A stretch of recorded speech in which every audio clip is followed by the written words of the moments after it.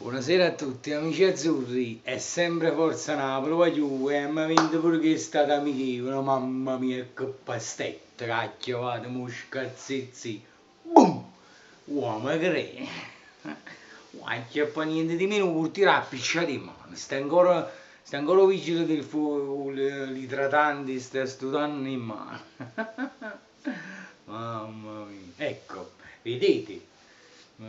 C'è chi è che sta poco allegro e chi è che sta con Benitez. Perciò, bella, grande vittoria.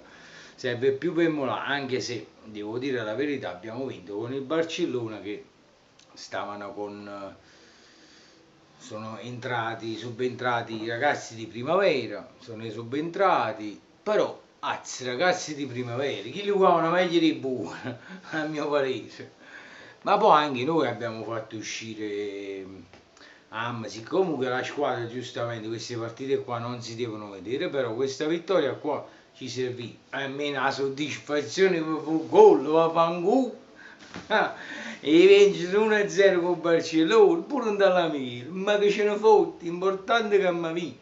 E noi potremmo stare allegri, ma certo non possono stare allegri, capite a me? Voglio, io sono contento. Ah, bello, voglio, mi sono visto la partita di nuovo in streaming, ma ci regriò. Altro che 10 euro a premio.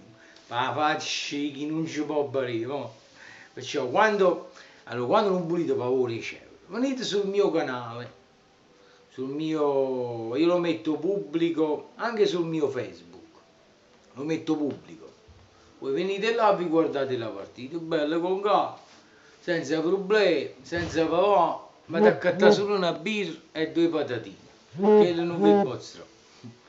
Perciò, voglio, un bacione forte e sempre Forza Napoli, voglio, sempre comunque e dovunque, perché tutto il resto, come ben sapete, è tutto un nezzo. E io oggi, stasera, sto allegro, a differenza dell'altro. Ciao belli, e Forza Napoli.